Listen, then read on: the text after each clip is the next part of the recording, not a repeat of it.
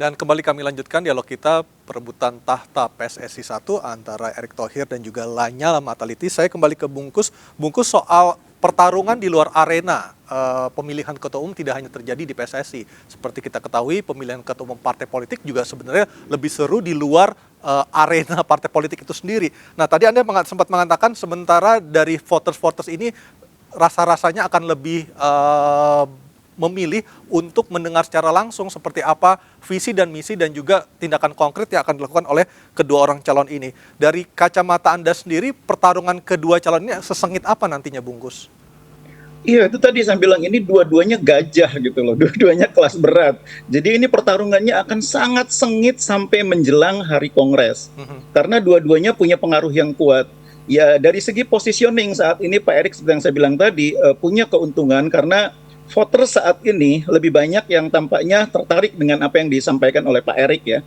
Tapi jangan lupa di Indonesia ini tradisi voters itu adalah tradisi yang tidak bisa dipegang. Jadi voters hari ini katakanlah mendukung calon A, itu pada saat menjelang hari Kongres bisa berubah loh. Dan yang membuat mereka twist pada saat hari Kongres kira-kira apa, Bungkus? Apakah ada faktor money politik katakanlah seperti itu, seperti yang digaungkan selama ini? Biasanya pendekatan, jadi tim suksesnya termasuk kandidatnya itu harus terus menjalin komunikasi, harus terus membangun komunikasi, tidak boleh dilepas sedikit pun, karena begitu dilepas akan masuk pendekatan dari pihak seberang, dari pihak lawannya, dan itu yang kadang-kadang bisa mengubah pilihan menjelang hari pemilihan. Jadi dalam konteks ini kedua calon masih punya peluang sama besarnya dan masih punya kemungkinan untuk merebut suara dari voters apabila mampu menyodorkan ide-ide yang baru. Sementara ini sayangnya, kalau menurut saya sih belum ada ide baru gitu ya. Nah mungkin dari segi positioning Pak Nyala ini pinter ya. Pak Nyala pinter menawarkan perubahan dari generasi yang lama ke pengurusan yang hampir sepenuhnya orang baru. Meskipun Pak Gede bilang tadi masih ada beberapa ya. Itu daya tarik sebetulnya. Cuma kalau bagi voters itu nggak terlalu menarik. Ya karena akan menghilangkan status quo ya, Bungkus ya. Jadi tapi ada satu hal menarik juga, positioning Pak Erick juga menarik. Jadi kalau Pak Nyala itu orang sudah tahu Pak Nyala, makanya Pak Erick bicaranya soal nyali, nyala lawan nyali. Positioningnya bagus. Baik. Saya akan ke Pak Gede lagi. Pak Gede, sejauh ini dari pemetaan tim Pak Gede, dari tim Pak Nyala sendiri, dari 87 voters, sudah berapa yang ada di kantong yang pasti akan memilih Pak Lanyala Mataliti sebagai Ketua Umum PSSI?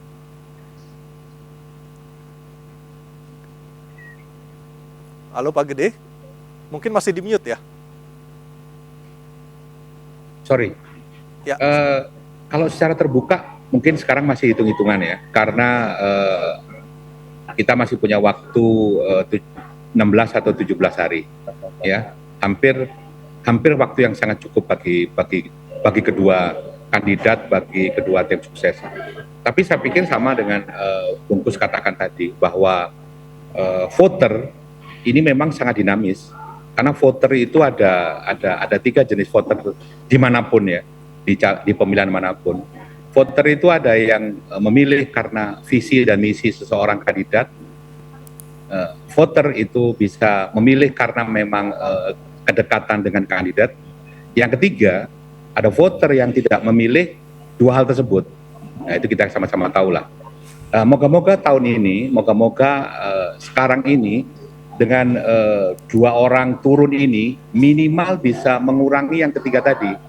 Dari misi, dari kedekatan ini akan mencoba untuk dikedepankan. Seperti Pak Nyala katakan tadi, bahwa pada saat sering bertemu dengan saya, Pak Nyala selalu mengatakan, Saudara Gede, Anda sebagai pernah megang Liga 1, pernah megang Liga 2, dan sekarang punya Liga 3, apa yang terjadi di Indonesia? Saya hanya 4 hal. Timnas yang bagus itu akan lahir karena kompetisi yang bagus. Kompetisi yang bagus akan lahir karena pembinaan yang bagus di usia muda. Pembinaan yang bagus itu harus ada infrastrukturnya. Lalu sampaikan, Pak Gede, kalau umpamanya infrastruktur itu sudah dilengkapi, sudah disediakan, bukan oleh pemerintah, oleh pihak ketiga, kira-kira akan membantu, sangat membantu. Akan sangat sulit. Bagaimana infrastruktur itu tidak ada, lalu pembinaan akan optimal. Bagaimana kompetisi akan bagus kalau pembinaan usia muda tidak bagus? Bagaimana timnas akan bagus kalau kompetisi tidak bagus? Tapi sama tadi dengan saudara Effendi katakan bahwa memang tahun-tahun ini sangat memprihatinkan. Infrastruktur kita tidak punya. Bayangin sekarang timnas berlatih di mana? Bingung. Youth tidak jalan, Suratin Cup tidak jalan, kompetisi tidak jalan, timnas tidak optimal. Pak Nyala mencoba memetakan apa yang bisa dilakukan dalam masa periode tertentu. Tidak bisa Pak Nyala menjanjikan timnas bagus, timnas harus menang, harus juara. Tapi harus di breakdown. Problemnya apa? Timnas yang bagus, kompetisinya udah bagus belum? Kompetisinya udah bagus, pembinaan usia muda udah bagus belum? Usia muda kalau nggak ada infrastruktur bisa nggak? Ini harus dipetakan, harus dibikin skala prioritas. Ini yang dijanjikan Pak Nyala. Infrastruktur nomor 1, pembinaan, kompetisi ini yang paling penting, marwahnya. Bagaimana kompetisi akan berjalan bagus kalau biaya kompetisi aja persentasinya lebih kecil daripada biaya operasional. Ini harus mulai dipikirkan. Siapapun pemenangnya, Pak Nyala udah paham. Kemarin saya sampaikan. Jadi kalau gitu ini hati-hati sekali nih, hati-hati sekali. Pendapatan dari PSSI dan pengeluaran harus jelas. Skala prioritasnya harus jelas. Yang sekarang nggak jelas ya Pak Gede ya? Waduh, kalau Anda lihat kemarin, mungkin saudara Effendi juga mungkin perhatikan sama saya sama, karena kita sama-sama voter. Setiap laporan keuangan yang diberikan oleh federasi itu tidak pernah dibaca oleh rekan-rekan, apalagi dipertanyakan pada forum resmi. Lebih banyak itu dikatakan sebagai formalitas saja, jadi diterima ditutup. Saya coba 2 kali saya lihat, waduh Masya Allah, bayangin. Tahun ini pendapatan PSSI yang terbanyak itu prosentasenya dari Menpora. Persentasenya. Kalau nggak salah 27%. Tapi penggunaan terbanyak itu di biaya operasional. Kompetisinya relatif kecil, hanya 14%. Lalu biaya operasional 27%. Timnasnya itu 24%. Bagaimana timnas itu akan menjadi optimal, menjadi tim yang bagus, disegani, apabila kompetisinya aja tidak optimal? Potensi untuk berhenti, untuk macet dari sisi finansial sangat tinggi. Jadi komposisi pembiayaan, komposisi pendapatan, ini mulai dipikirkan. Jadi seorang pemimpin harus memperhatikan bukan hanya sekedar operasional saja. Baik. 2 hal tadi, finansial juga sangat penting seperti tadi Bungkus katakan. Lanyala Mataliti itu sudah membuktikan itu. Pada saat PSSI susah, biarpun tidak terlalu besar, seorang Lanyala Mataliti mengeluarkan dari kantongnya sendiri untuk membenahi kantornya. Saya pikir belum pernah ada. Baik, saya akan ke Bang Effendi. Bang Effendi, kalau tadi problemnya saat ini adalah masalah uang, masalah pendanaan, dan pada akhirnya bermuara pada anjloknya atau mandeknya prestasi sepak bola kita di usia senior. Dari Pak Erik sendiri, seperti apa sih konsep selain tadi Anda mengatakan harus ada yang dijual di setiap liga, katakanlah Liga 2, Liga 3 maupun Liga 1 nantinya. Konkretnya akan seperti apa Bang Effendi? Sebenarnya agak miris ya kalau melihat laporan keuangan PSSI kemarin. Seharusnya impact pemasukan dari PT LIB itu seharusnya gede ya. Tapi kita kan nggak bisa nge-challenge juga kemarin karena itu cepat dan langsung disetujui oleh semua yang hadir di situ. Jadi sebenarnya kita itu sebenarnya pengen tahu soal keuangan PSSI terima dari LIB itu kan harus ditelah lebih jauh. Nah saya pikir Liga Indonesia ini kan menarik sekali, Liga 1, Liga 2 pun sangat menarik. Kalau dikemas dengan baik, cukup bisa menghasilkan sesuatu yang bisa disubsidikan kepada PSSI dan PSSI bisa mensubsidikan itu kepada liga-liga amatir yang ada di Liga 3 maupun di liga-liga Asprof. Nah Pak Erik istilahnya pernah membuktikan itu walaupun bukan di sepak bola ya, dia sukses dengan program IBL-nya dan apapun itu yang di basketnya. Jadi saya ngelihat teman-teman ini semacam terhipnotis juga dengan segala macam apa yang dilakukan Pak Erik selama ini.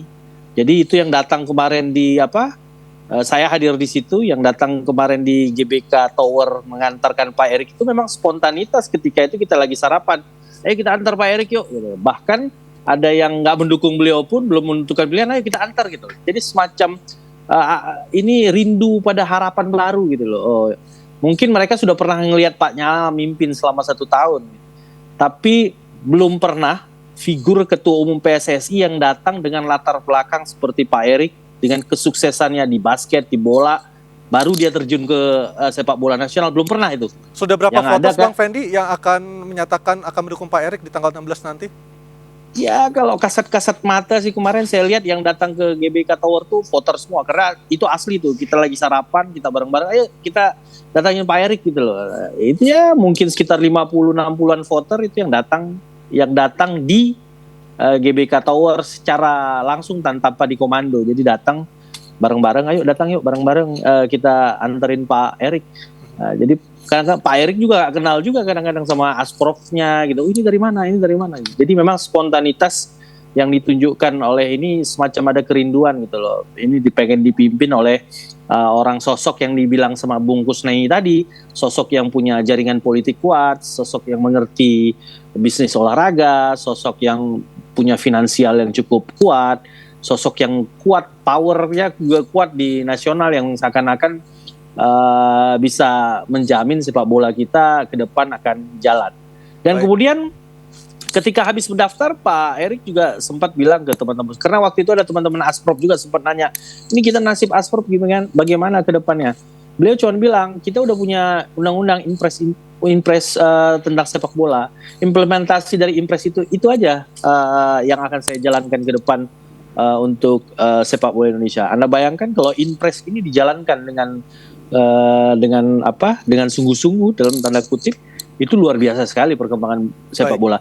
Dan siapa yang bisa menjalankan impres ini adalah orang yang punya koneksi politik, kekuatan politik di Indonesia. Dan itu kita voter melihat secara kasat mata ya Pak Erik punya itu. Walaupun Pak Lanyala juga mempunyai itu. Baik. Jadi saya pikir ini masalah feel di hati aja. Kami yang ngurus bola, anak-anak milenial ini tentu sedikit melihat ke Pak Erik tentunya.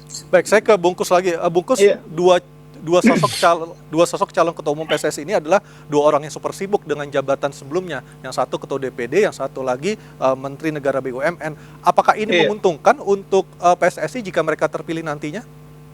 Iya, figur ketua umum itu kan pasti akan dibantu oleh wakil ketua umum, dibantu oleh sekjen. anggota exco yang lain, dan terutama oleh sekretariat jenderal yang dipimpin oleh sekjen. Ya. Jadi tidak masalah dari sisi kesibukan, karena yang penting tuh bagaimana mereka nanti memilih figur-figur yang tepat, terutama di aspek operasional ya, kesekjenan itu paling penting.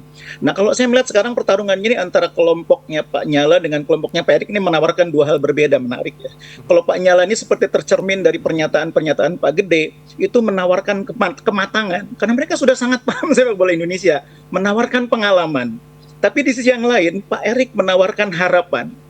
Pak Erik menawarkan jaminan dengan posisinya sebagai Menteri BUMN, kedekatannya dengan Presiden, sukses dia dengan klub-klub yang pernah dia pegang, ada jaminan bagi para voters bahwa ke depan hal serupa bisa mereka rasakan kalau memilih Pak Erik. Jadi sekarang pertarungannya bukan lagi pertarungan soal layak atau tidak, sudah pasti dua-duanya layak. Tapi orang akan memilih harapan dan jaminan atau memilih kematangan dan pengalaman. Itu menurut saya. Jadi Saat jangan ini Indonesia menggunakan- butuh yang mana, Bungkus? Harapan atau jaminan? Jadi kalau kita butuh semuanya. Yang jadi masalah bukan kita yang menentukan. Ini 87 pemegang suara ini. Jadi menurut saya kadang-kadang kita ini keliru, seolah-olah yang menentukan itu rakyat Indonesia, pencinta sepak bola Indonesia. Kita ini cuma penonton pada akhirnya. 87 pemegang hak suara itu. Jadi kalau ditanya mana yang akan dipilih, tanya kepada 87 voters itu mana yang dipilih. Harapan dan jaminan atau kematangan dan pengalaman.